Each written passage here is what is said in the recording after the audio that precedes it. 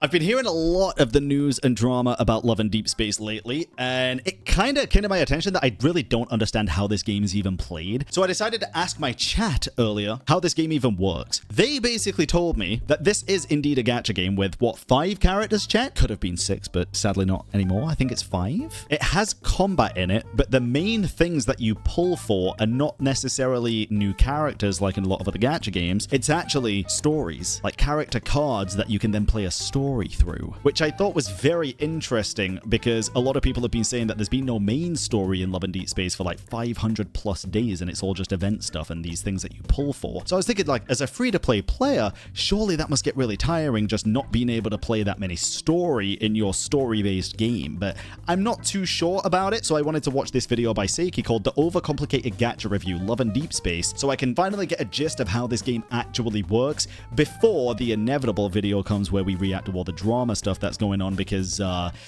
chat actually asked me to play Love and Deepspace instead of doing this, but I came up with the idea of doing this because I don't agree with what they've done by just listening to a very loud minority of people, and I don't want to support their decision by playing the game and inflating their player value numbers, so I'm just going to watch a video that's already made so that the actual players of the game's like boycott efforts don't get wasted, basically. But let's give this a look and see how this Love and Deepspace features an all-male cast. Yep. Now, I know I just lost 90% of my viewers in the first 5 seconds, but hear me out. This game is pretty cool. In the age where the gacha market is dominated by those with... Oh yeah, so this video as well, by the way, is 1 year old. They're a mixed or all-female roster. God. One title stands towering above the rest. Love and Deepspace, often abbreviated as LADS, is an otome gacha game that has seen record-breaking popularity in the past year. Who could have guessed that this game would unexpectedly compete with the likes of HYTE? And even... Yeah, so this game makes a boatload of money, and they don't just compete, they usually top the gacha revenue charts, which is why I'm so surprised that they managed to, like, pander to such a strange suggestion. For those of you that don't know, what basically happened is they tried releasing a new love interest. Again, very limited context here, better to wait for an actual, like, news channel to come out with a full video on this, but a lot of people said that the character looked too feminine and maybe a little bit gay. You can't really look gay, and to be honest, a lot of the characters could look gay depending on how you look at them. It's really not that big of a deal. And I think the majority of the players did not have a problem or were actually very excited. Oh, too masculine? This is what I'm saying, bro. I've heard so many different things. So many people were saying online that the character looks too feminine and too gay, and then some people are saying he looks too masculine. It's all up in the air. Nobody knows what the actual problem was. And realistically, there should not have been a problem. He's so masculine, they call him for the gays. Oh, I see. So they said this guy looks so much like a man, only men would be attracted to him? I know a lot of girls that would be very attracted to that, to be honest. But again, yeah, it's just kind of crazy. And what ended up happening is Paper Games or Info, the creators of Love and Deepspace, ended up listening to that loud minority, which I assume it is, and removing the love interest from the game, from the plans, and also promising to never add another one. To which a lot of the player base, which are here in the chat and probably watching this video, really were not happy about. Totally understandable, by the way. I think that is reasonable, and I think it's really shitty of the company to just completely 180 on a decision that has been public information for such a long time. People place a lot of trust and money into this company, and people might have already, like, topped up or been saving up for this character, and now the character's just been taken from them, basically, after they were told that it was coming out and all this information about it. It's just wild. I really don't understand it, but let's get into this. More unexpectedly, I played it for a month. My name is Seiki, and after getting to know the different love interests and the gameplay, I want to do a deep dive from its presentation to the gacha system, what makes it click, and is it any good? Okay. This is my first time covering an otome game. In a nutshell, this genre is geared towards a female audience. To set the record straight, I understand that this game is clearly not designed for me. Those characters are hot as balls, by the way, goddamn. Identify as a heterosexual man. I like seeing some booba as much as the next guy, but I'm often reminded of this saying from my childhood idol, Filthy Frank. You gotta be comfortable with your own sexuality, and you gotta embrace the dicks, man. You gotta grab it, and you gotta say hello. I am here for you, and yeah, just look it in the eye. I'm not gonna pop a boner. Love and Deepspace is developed by Infold Games, a studio that may seem fairly new, but has actually been in the mobile games industry for a while. They're known for the Nikki series of dress-up games, as well as the... And I don't want to be the guy to say this again. This is not supposed to be a video about the drama, but I just want to be very clear. Like, it was obvious that something like this would have inevitably happened when they started making really bad decisions with Infinity Nikki, and I called them out for it back then and said, this is probably just the beginning. Don't think that just because they're like sticking to Infinity Nikki with the bad decisions and horrible community sentiment, it's not going to make its way over to this game, and sadly it has. But even then, sorry, this video is mainly supposed to be about me learning how this game even works, because I don't know. I just know that you fuck the characters, apparently. Otome game Mr. Love, Queen's Choice. Lads is actually just the indirect sequel to it because the name of the previous game, when directly translated from Chinese, becomes Love and Producer. Infold, sometimes translated as Paper Games, arguably brought the otome genre to the Chinese audience, with Love and Deepspace being the first 3D dating simulator gacha game to come out. There have been many other attempts to break into this niche market, with Mr. Love having some degree of success and other publishers trying to butt in, such as Tencent Games' Light and Night, or even Hoyoverse with Tears of Themis. Oh, wasn't Tears of Themis first? I could be totally wrong about that. I think Tears of Themis was even before Genshin. Even then, Infold found a way to push the bar even higher. These guys have been on fire recently. I didn't even mention their newest release, Infinity Nikki, which is sort of a dress-up game where you pull for costumes while exploring an open world. I've never played it myself, but it is... Well, it's one of those things where at this point, I don't know. They might have got better with it, to be fair, but they made so many mistakes back when it was released and stuff that it had such a bad community sentiment towards it as well. Coming out to PC soon. Yeah. Love and Deepspace released worldwide in January of last year, making its runtime just over 1 year. I held off on reviewing the title for a while because 1. I usually wait at least a year before reviewing a game in a long-form video, and 2. This game is only available on mobile devices, so my 5-year-old iPhone 11 just wasn't gonna cut it anymore. Fair. And any emulator I used had some lag and glitchy visuals that it kinda compromises the whole experience.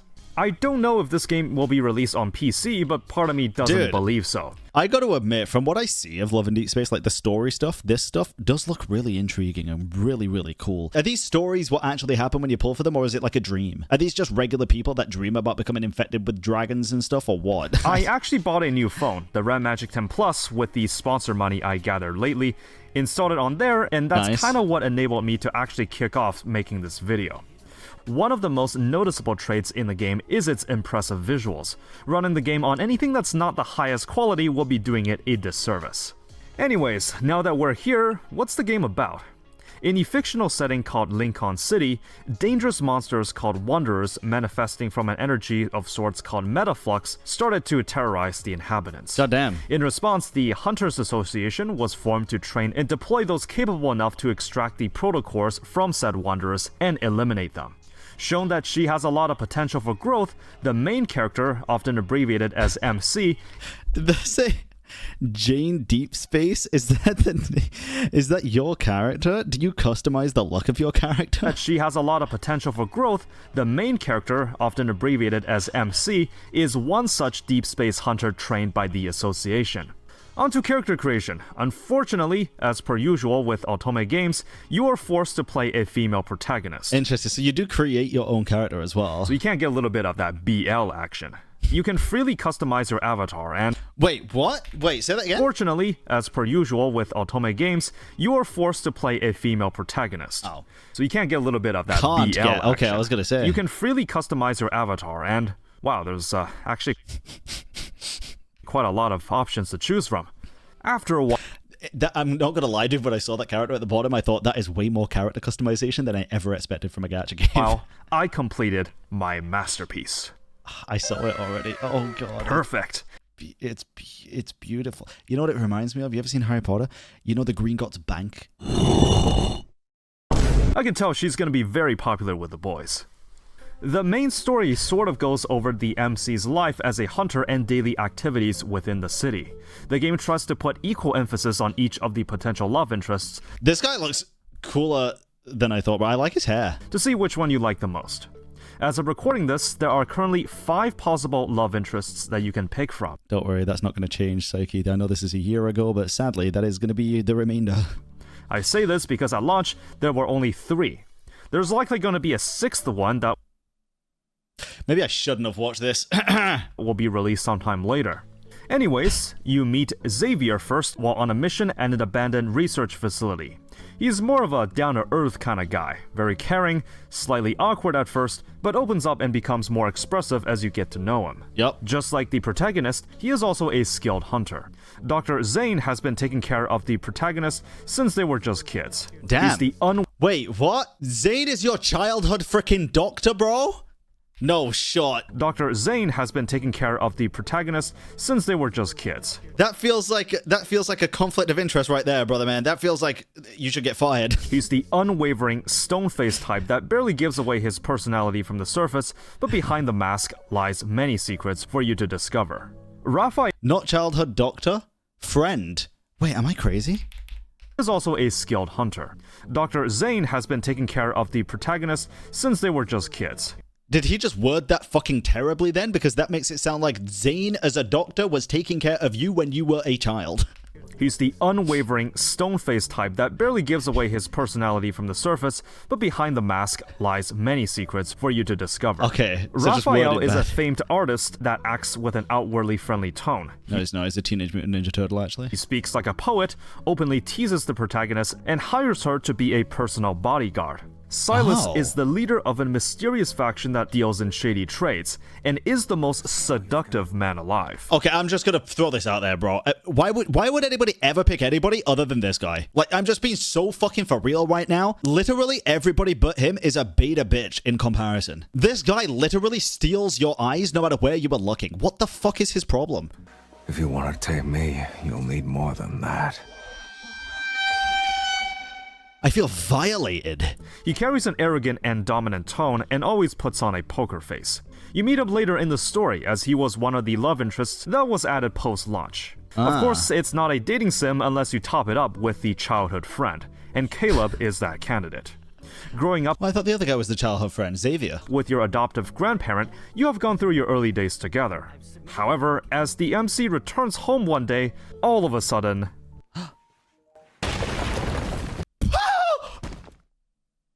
What? eventually you reunite with Caleb, now as a ruthless colonel of an influential fleet. What about the grandma? What happened? Okay, now I'm invested. Eventually, you reunite with Caleb, now as a ruthless colonel of an influential fleet, I feel like we moved on far too quickly. Jesus, okay. and you realize that the endearing childhood friend is not so endearing anymore. Worth mentioning that the names of the love interests are localized to their respective regions. Oh my god, that's interesting. So Zane is English. I mean, sorry, Zane. No, he's not. Zane in English. Chinese is Lisha. Ray in Japanese. Lee Seo-yeon. Okay. Raphael. Ki-yoon. Homura. Giwook. I like the Korean one for Caleb. Ha, Wojo.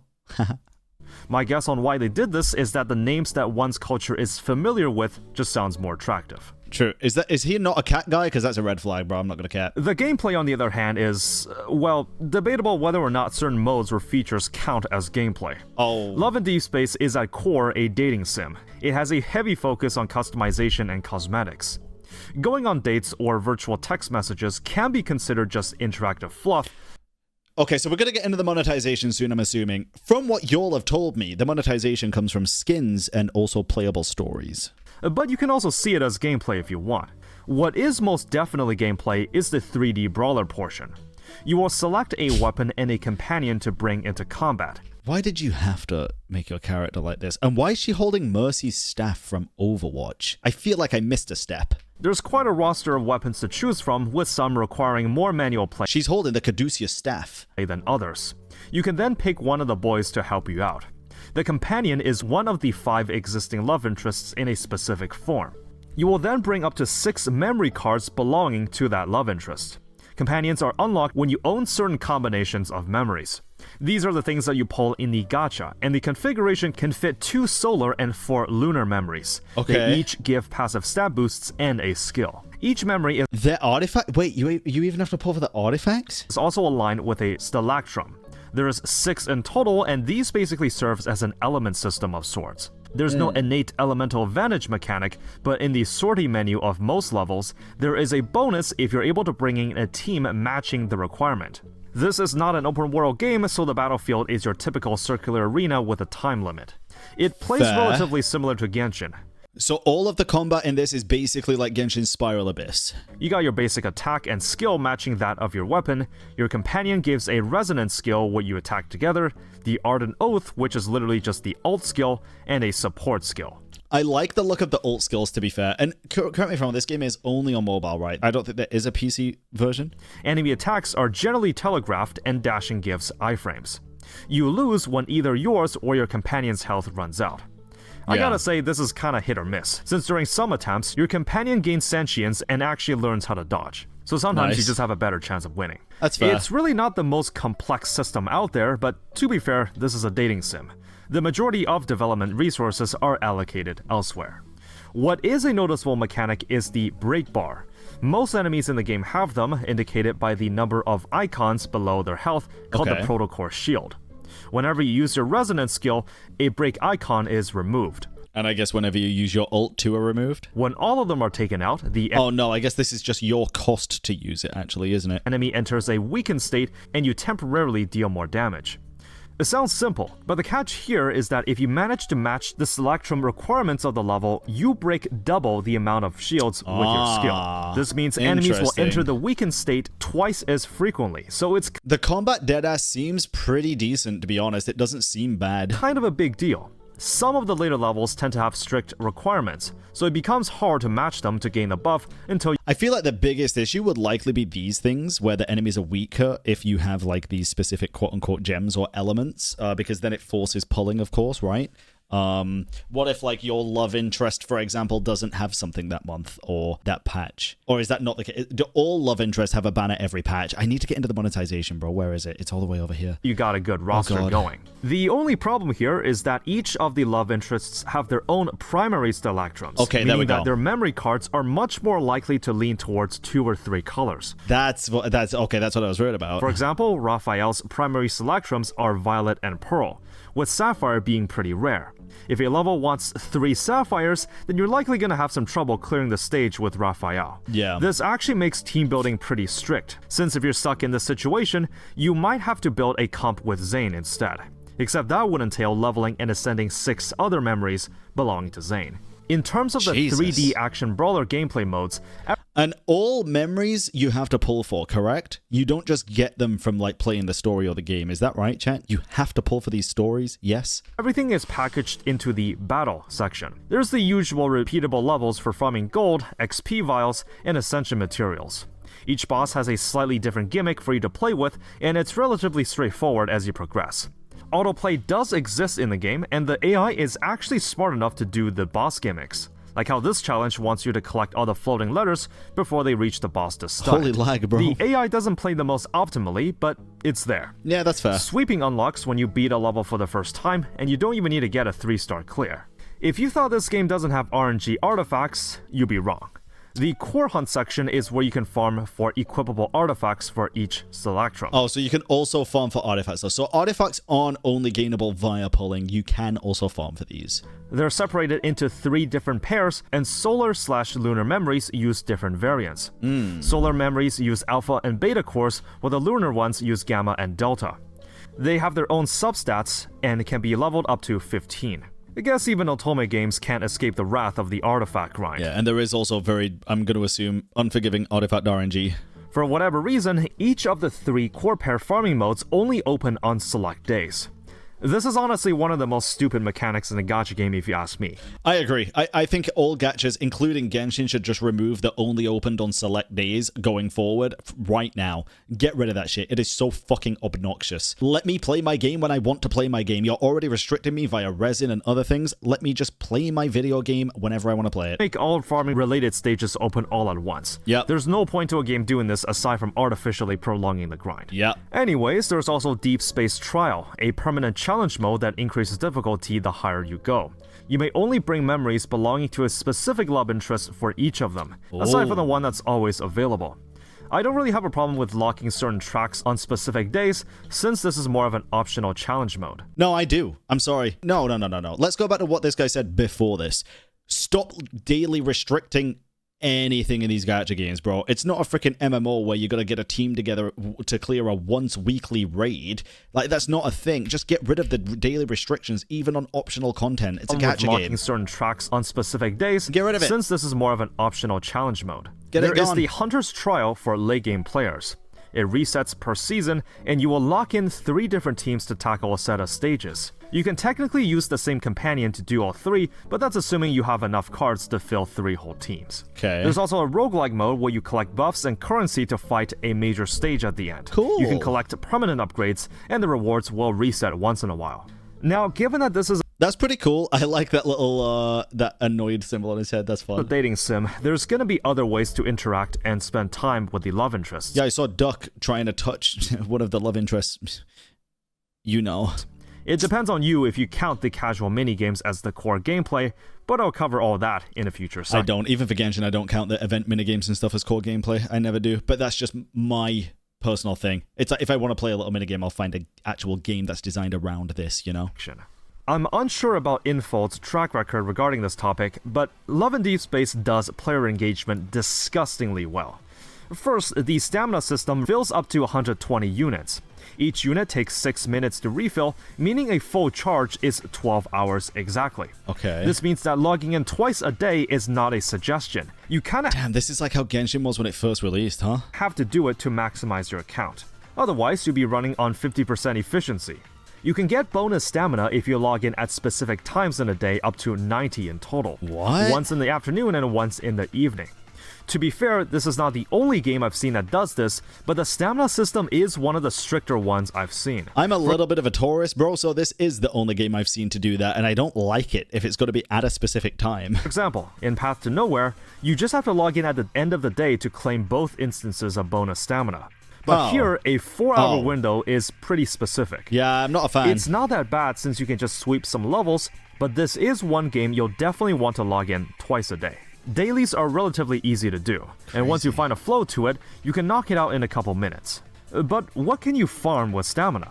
Well, a lot of things. Memories can be leveled to 80, but the road to getting there takes a very long time. Oh, really? Ascension materials are farmed separately, but luckily there's only 6 materials to farm, so it's really just a waiting game before you have enough. The cores also require their separate material to upgrade, and new substats will appear when you reach certain level thresholds.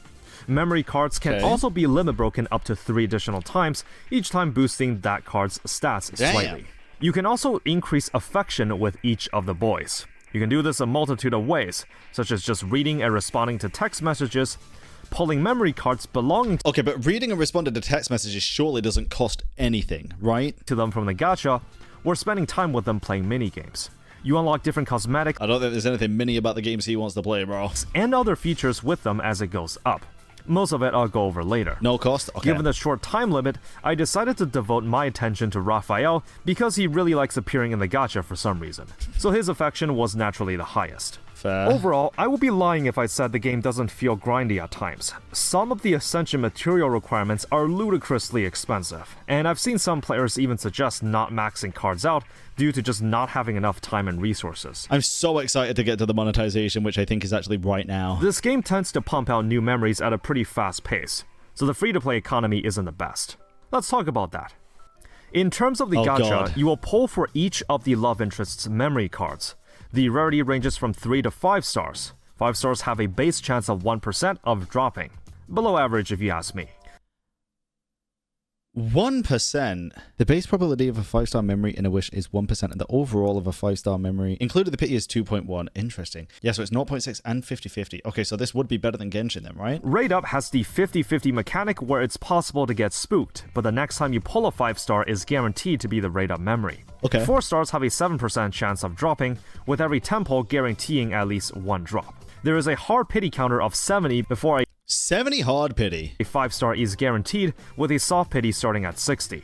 Damn, that's actually pretty decent, I feel like. where each subsequent pull increasing the drop chance by 10%. See, I'm going to heavily assume, though, there's nowhere near as many ways to actually gain these gems other than spending goddamn money in the game, right? Compared to Genshin. Because Genshin, you can explore and get so many free Primogems. So yes, the rates might be worse, but I'm going to heavily assume, and I could be wrong, that you can just get way more free currency by playing Genshin than you can by playing Love and Deepspace, right? Each pull costs 150 red gems, so if we were to use an average of 65 pulls for a 5-star, assuming we lose the 50-50, that would equate to about 19,500 gems to guarantee a rate-up memory of your choice. Pity does carry over assuming it's the same banner type. Okay. There's also the quadruple banners. Well, I guess now it will be quintuple.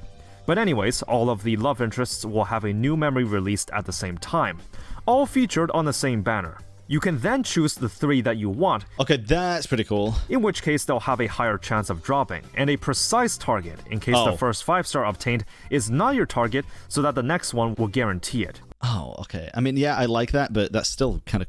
That's actually really crazy. Unless you're a whale, you're probably going to have to pick and choose who to get here. Jesus. Given that memory cards are representations of a particular love interest, aside from giving some stats and looking pretty, what do they actually do? Well, the 3 stars are clearly the fodder placeholders. You get a static render image, and that's it. Let's be honest, nobody cares about these. Maybe you bring one to match the Celastrum requirements, but that's it. 4 stars, when pulled, unlocks an audio diary of sorts that introduces a mini scenario with the MC. Wait, only 5 stars have the actual story stuff? 4 stars only have like a little audio file? This can really be about anything, but the art on the card will give a clue on what it is. I'm pretty surprised that all of these are voice acted, so you gotta appreciate the effort that went on there. The 5 stars are the magnum opus, the cream of the crop. Not only is the card fully animated, you also get a separate story mode pertaining to that card. These are of course also fully voice acted. Unfortunately, only a small subset of 5-star memories are permanent, while most of them will require a rerun to come back. Something that the banners can sometimes do is called cumulative pull rewards. Basically, a way to reward. I think that's so bad, bro. I'm not going to cap. Holy fuck. They do look the story behind the gacha then. That bit was true. So how often? Because I said earlier, people have told me that it's been about 500 days since they actually updated the main story. And then people in chat were like, not exactly. So what is that all about? Because this video is a year old. It's not going to go through that. So do y'all get actual story content without having a pull, or no? Do you have to pull to play this game other than the combat? Yeah, we get actual story content for free. Main story is free. But how often do you get main story? The main story is quite inconsistent. Bro, if they're making this much fucking money, the least they can be doing is giving you a free fucking story every patch. Brother, what? It's not that dramatic. 500 plus is for a certain dude. Oh, so there's like, for a specific love interest, there hasn't been something in like 500 days, which is still crazy. Every 6 months, if we're lucky. I'm sorry, that's fucking disgusting. For a game making fucking like $50 million of... Nah. I'm sorry, that is actually gross. You'll deserve better. Or a player for committing pulls on a banner a certain amount of times. Like a free ticket after 10 pulls or something. While I've seen similar mechanics in other gachas too, Love and Deepspace takes it one step further and adds cosmetic items to the reward track. If you ask me, this is pretty disgusting. What it does is tempt players to pull on a banner even if they don't have any interest in the rate-up targets. Even if said cosmetics are added to a permanent shop later, this is a dating sim where cosmetic... I'm so, respect for, you know, like, is there any skins with masks? play a big role for many players, so I sincerely hope this practice doesn't become more widespread. In terms of monetization, Lats has one of the most effective mobile game approaches. The Aurum Pass, basically just a 30-day supply, gives diamonds and stamina every day. Not to mention, according to the description, it grants plus 50 to max stamina, making your logins more flexible. This is honestly a pretty good deal for $5. A battle pass... $7, I guess it just said. $7 for this, yeah. $7 for 7 privileges. Okay, so daily you get 100 of these, and what, a pull is 150? So every 2 days you get a free pull, basically. It's pretty good, to be fair. And you get permanent energy boost. Like, the max energy is upped by 50 as well. 5? Oh, is this like Canadian or something? Is this fake money? Honestly, a pretty good deal for $5. A battle pass with a premium track for $10 that lets you pick 1 from 2 maxed out 4-star memories. Pretty typical stuff so far. Typical? Maybe. I think paying money to up the resin cap is scandalous as well, though, to be honest. Your resin cap should just be higher. Opening up the other tabs in the cash shop is where the floodgates open. You can top up purple gems that can be converted to red gems, meaning that it's not possible to get purple gems unless you spend money. This is what I expected, but it does just get worse from here probably, doesn't it? You can also buy outfits and accessories for the MC as well as the love interests. This can range between just a few bucks. Let me guess. They cost the gems, though, not just straight up money, because...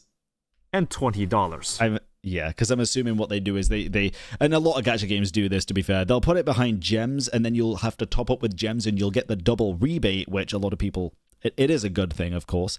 But when you get that double rebate, most of the time you've got some gems lying around afterwards that you're like, oh, maybe I can just get a skin. And then you've bought a skin. So then you've already spent at least $1. You're in the door. You're in the door, then you're a paying customer. You're more likely to spend again. $20 skins have by this point been normalized in gaming. Yeah, so I think exactly. Genshin do it.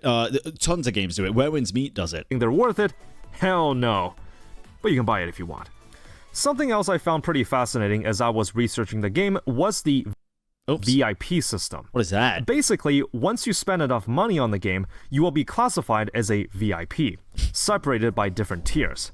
According to this post, to qualify for the first tier, you'll need to spend around $700 after converting from Chinese yuan. Once you're on the list, you'll get personalized customer support, and supposedly after... Nah, you're high as balls, brother man. You're high as fucking balls. This is literally insane. This is not a... Oh my god, that should be illegal. This should literally be illegal. For VIP 2 and onwards, you'll receive a physical package delivered to you that contains a plushie, Sure, get a little plush and stuff, but personalized customer support is fucking insanity. a postcard, and a handwritten letter by one of the love interests. In case you need a reminder, the entry fee for VIP 2 and onwards is $2,100. That's one expensive letter. This program first got rolled out in China, but other regions have started to receive VIP invitations as well. By all means, this is just a nifty way to show appreciation.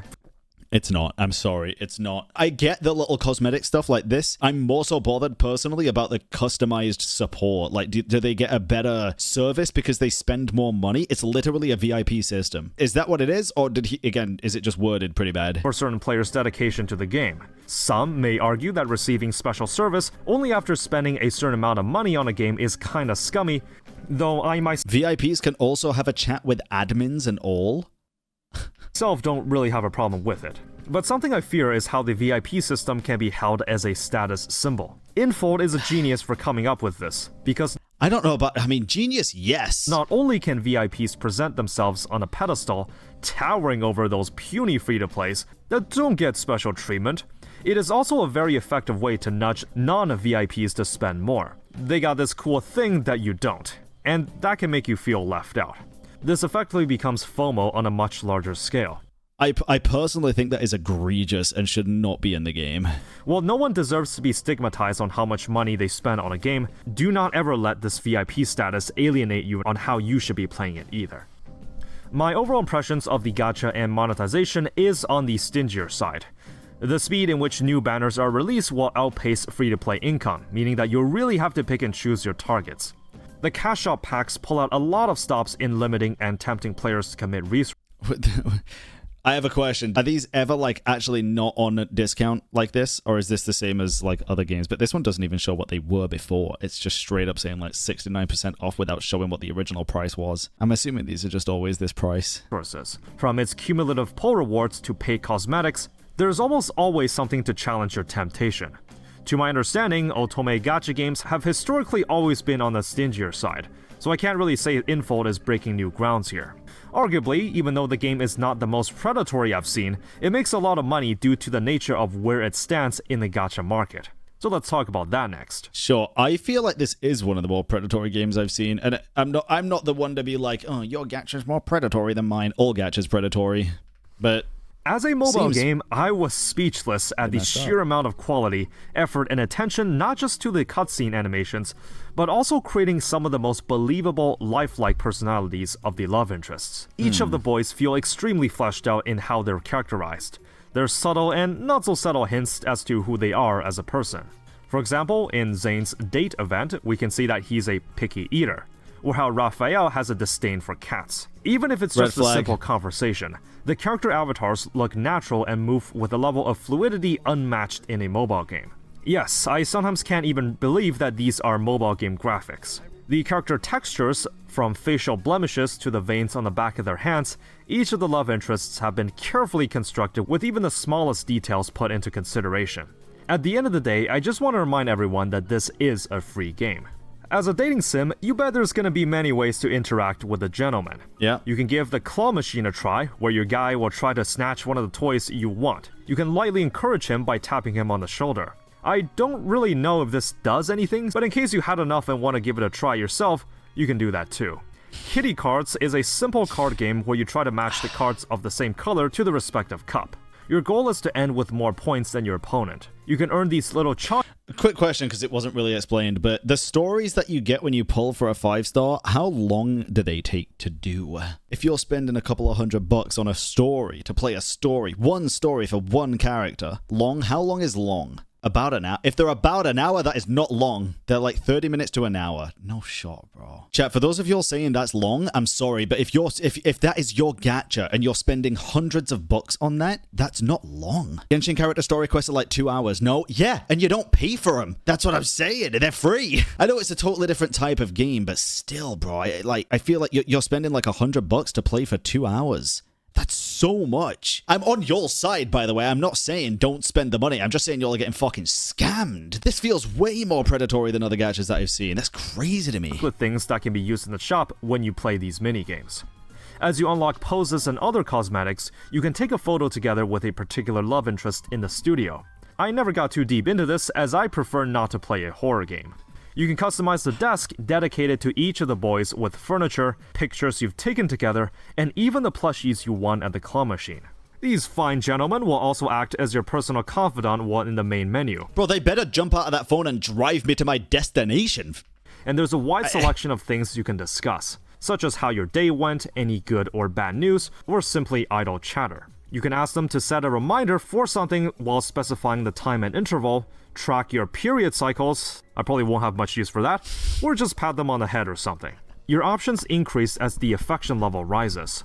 Yeah. This is honestly very elaborate and detailed. It sells the dating sim experience I've never seen in a game before. Raising affection levels also unlock bond cutscenes. These are fully animated and voice acted too. Okay. Similarly to the 5-star cards, they feature a fully fledged side story. That's good. As for the SSR... Chat, by the way, I wouldn't have as much of an issue if they actually just updated the main game every patch, because that'd be kind of crazy. memory stories, unfortunately you can't view them unless you own the card. A shame, really. I heard some of the myth cards are pretty good. These are essentially the love interests reimagined in a different era and setting, but at least you can view it online somewhere. There are other random events that can occur while playing. One such feature is the text messaging system. Now, there's plenty of these in gacha games, but they mainly serve as fluff or an extremely minor feature. Yeah. Here, though, technology is much more advanced. You can select a series of replies whenever one of the boys messages you, and they will reply back with their own subtle quirks. Supposedly, the fact that they read and reply instantly is a sign of their dedication to the protagonist. But I get left on red, bro. come on, nobody reads and replies to my messages that quickly in real life, so I know this can't be realistic. True. Still, there's a lot of scenarios for this messaging system, and I wouldn't be surprised if there's someone But Bran, when you do certain things, you accumulate red gems enough to get the memory of your favorite, and the more you complete, level up your memories, you get gems, and the cycle continues. Okay, but here's the thing. To min-max it, you need to log in twice per day, right? That's already kind of But so you're saying every single patch between these banners, there is enough things to do in the game to farm to guarantee yourself one 30-minute to an hour story. Is that what you're saying? Yeah, if you farm daily. Every major event gives free 10 limited pulls as well. That's good. I like the instant 10 pulls. That's good. That makes it slightly less, but then again, farming every single day. Is it literally like if you miss a day, you're fucked? Or is it like you got to play like 20 out of 30 days or something? Kinda, you don't want to miss a day. Jesus. And I guess that is only if you mean one character as well, right? You're only guaranteed one. But still, I mean, that is still decent if you do just main one character, but then the amount that they are valuing that 30-minute to 1 hour experience is hundreds of dollars. That's what fucks with me, dude. I can justify it myself, and I know everybody's different here, and if you can justify it, that's perfectly fine. I'm speaking on my own behalf here. I can justify pulling for a character that I get to use whenever I want for as long as I want for years. I could not justify spending $200 to get a Mawika quest that lasts 30 minutes, that once I've done it. That just sounds baffling to me. I just couldn't do it myself. I don't know. I couldn't bring myself to do it. Infold specifically tasked with coming up with new message exchanges every day. You may also receive a call. Again, this does nothing gameplay-wise, but it just cements the realism and shows how your bond with the love interests have deepened. Love in Deepspace has the perfect blend of high-quality animations and features that sells the dating sim experience. Infold's ability to create emotional... I do have a question for you all in chat, actually, that do play this and spend money on it. All of these stories will be available on things like YouTube, right? I made a joke earlier that the reason people don't just watch them on YouTube is because they're not doing it. It's not the same experience, right? They're not just doing it for the story, they're doing it for the experience of making it feel like them speaking to the character and stuff. How many of y'all... Is that the reason that you kind of don't watch it on YouTube and do spend in the game? I'm curious. More or less, yeah. True, I don't like watching vids, yeah. Most also pull because they need them for the battle modes. That's what I was thinking. The battle mode is something I didn't realize was even a thing. So I'm curious of the people that'll pull it for the content like that, or for the people that'll purely pull for the interactive purposes. I watch on YouTube if I lose the 50-50. Otherwise, I don't care. That's fair. That's fair. Hey, if that's what you're like and you're happy with it, bro, I have no problem with that, obviously. But it's like, do you want to know how I look at it? I didn't own a PlayStation 4 to play God of War Ragnarok. So I just started to watch someone else's fucking playthrough on YouTube because I don't want to spend hundreds of dollars on a PlayStation 4 and God of War Ragnarok just so I can play it. It's like doing this for each character and stuff. I don't know, it just seems it seems nuts to me. Seems nuts. Attachment and realism is honestly unmatched compared to the vast majority of gacha games I've seen. It's super weird. I just think y'all deserve better, if I'm being very honest. I think y'all deserve a little more generosity on that front. At least update the main fucking story every single patch. My goodness, that's what I'd say. That even after many years of Gunnar fanservice games, there's not a single equivalent of this geared towards a male audience. At the same time, this game is in a very unique position. When Genshin Impact first launched in 2020, it redefined the quality that gacha games had and was able to be on the forefront of the genre for a couple years. Yeah. While otome games have always existed with a niche audience, nothing like this has been achieved before. It can get away with being stingy and predatory, because there's just no alternative to it at the moment. I guess. It's able to expand its influence unchecked without any competition, and it makes me wonder how long it's gonna take before some other company sees the potential and This video was a year ago. I'm very surprised a company hasn't already done this. I heard MTashed is making a new game. Maybe you should hop on this. tries to butt heads with Infold on the genre. One last topic I want to cover is how LADS has handled events in the past year. Surprisingly, it performs pretty well there too. Events are done in a pretty consistent manner, almost too consistent. Since the game has been live for a year, I want to take a look at their track record so far. Okay. Usually, modern gachas do 2-week cycles, with the bigger events maybe lasting 3 weeks to a month. I would say you're getting exactly that. Events typically contain a story mode and a minigame portion. To be fair, some of these minigames are actually pretty well made, like a recreation of Subway servers. Perfect! Let me just run 2 of those on the screen to gauge my Gen Alpha audience. Also, I got pretty distracted playing this grocery restocking minigame because it's actually kind of fun. Okay, that one does seem pretty interesting. However, in terms of reruns, you won't find much of that so far. A big percentage of the memories in the game are limited, and aside from Oh, I hate that. I fucking hate that. I hate it because it's like, that's so much fucking FOMO if they cost hundreds to get a goddamn story and then just don't bring them back? one rerun banner that only happened recently on Raphael's birthday, there hasn't been much activity in that regard. Events Have y'all had many more reruns lately? There are more reruns now. Okay, so they did get better with that. So in the past year, they're super slow, but they got better with it. aside from a few permanent minor ones, have also not received any reruns. It's going the Genshin route, and it's something that I generally don't like. Some of the games I've played in the past have handled this a lot better, either by just making past events permanent or having a planned rerun. I probably don't need to explain this, but the lack of memories or event reruns means that it feeds in FOMO. If you don't get this thing now, you might not see it for a very long time. From what I've seen, both events and banners are slightly more time sensitive versus some of the other gachas I've played. Wild. Still, if you jumped in today, there's a consistent stream of new content to play with, as long as you can withstand the stingier gacha income or lack of reruns. Info Studio found a gap in the market, a treasure trove that very few... And you know what? They're really good at that because they did it with Infinity Nikki as well. They did the same thing. And I really hope they start learning from this stuff and actually treat their player base better, because here's the thing, dude. Their player base is starved. And that's the problem. It's a great thing for the company, a terrible thing for the player base. Y'all are starved, bro. You have such minimal options to play the games that you want to play in the gacha genre that you are kind of just forced to play infold games. And when they start fucking up with one thing, they start fucking up with another, because they did this with Infinity Nikki and now they're doing it with lads. I hope and pray that somehow they just listen and they take criticism and implement actual change instead of just pandering to a loud minority audience, and listen to the humongous player base that are actually wanting the content, dude. were able to capture. Not only is the game a massive success in terms of otome games, but a massive success as a gacha game in general. Its unparalleled quality in animation and world building that are sometimes unbelievable on a mobile device.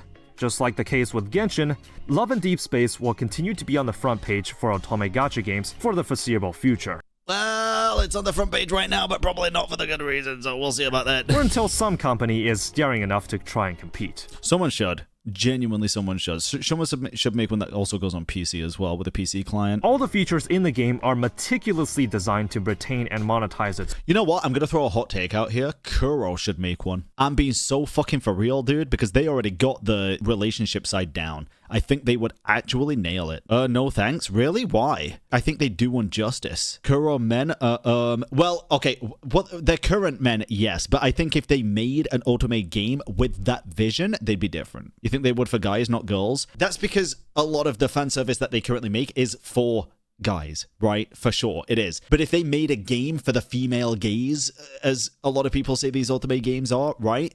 I think they would put pen to paper and come up with great ideas. I genuinely do. Bro thinks Kuro's audience would be okay with that. Bro, Hoyo's audience have one of these games as well. Of course they would be. They just don't play it. That game's not going to be made for everybody. You see how they treat male characters, though? It doesn't give us confidence that they're genuine in trying to pander to us. You mean for Kuro? That's because they're not right now, though. That's exactly what I'm saying. Don't think of it like it's going to be Wuthering Waves 2.0 with the slapsticker on of now with hot men. That's not the case. They would make an otome game. Specifically, they would set aside a detailed collection of employees to literally work on a game dedicated to this style for these characters for a totally separate audience. And I think they would do a good job personally, because I know the company and I know the people working there. I think they would do a really good job. I genuinely do. What else did Infold make, out of curiosity? Let me check this. Apparently, they have new titles in development, such as an open world action game called Project the Perceiver and a dark fantasy action RPG called Ballad of Antara. I'm assuming they're not going to be necessarily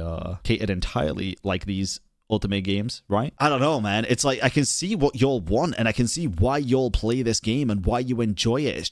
It's like you go to a 5-star hotel and they serve you fucking prison food. It's just crazy. From the strict stamina and logins, the simple yet grindy nature of account progression, the stingy gacha, the VIP system, the paid cosmetics, the infrequent nature of reruns, all the way to the rapidly changing events, Love and Deepspace embodies what a mobile game company wishes what they can achieve. Yeah. It is a disgustingly well-made mobile game.